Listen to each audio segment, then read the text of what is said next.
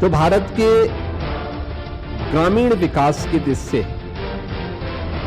एक मील का पत्थर साबित होने जा रहा है। देश के अंदर लंबे समय तक देश के संसाधनों पर डकैती डाली, समर्थन करेंगे तो कहीं उनकी पोल न खुल जाए।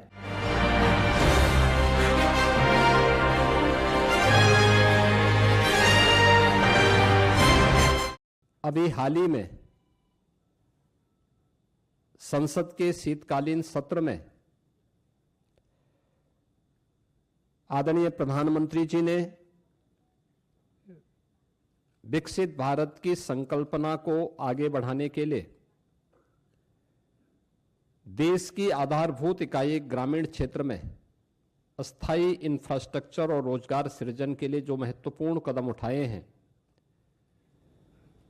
वह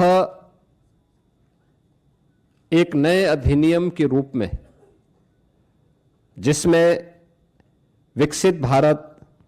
गारंटी फॉर रोजगार एवं आजीविका मिशन ग्रामीण एक्ट 2025,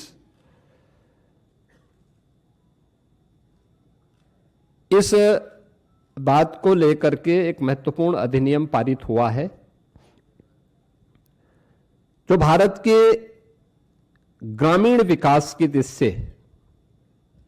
एक मील का पत्थर साबित होने जा रहा है। मित्रों, ये प्रेस वार्ता करने की आवश्यकता इसलिए पड़ी है क्योंकि जिन लोगों ने देश के अंदर लंबे समय तक देश के संसाधनों पर डकैती डाली, देश के एक गरीब को भूखों मरने के लिए, देश के नौजवान को पलायन करने के लिए, बेरोजगारी का दंश झेलने के लिए मजबूर कर दिया था, वे लोग इस प्रकार के रिफॉर्म का और इस प्रकार के एक पारदर्शी और ग्रामीण भारत के विकास का और विकसित भारत की संकल्पना का समर्थन करेंगे तो कहीं उनकी पोल न खुल जाए, क्योंकि फिर जनता जनार्दन उनसे प्रश्न करेगी कि आखिर तुम्हें भी तो मौका मिला था, तुमने ये क्यों नहीं किया। कांग्रेस और उनका इंडी गठबंधन इस महत्वपूर्ण अधिनियम को लेकर के कई प्रकार के प्रश्न खड़ा कर रहा है। आश्चर्य होता है कि देश के हित में, श्रमिकों के हित में, किसानों के हित में, गांव के विकास के हित के लिए उठाए गए जिस महत्वपूर्ण कदम का समर्थन होना चाहिए, जिसका स्वागत होना चाहिए, और आदरणीय प्रधानमंत्री जी के प्रति,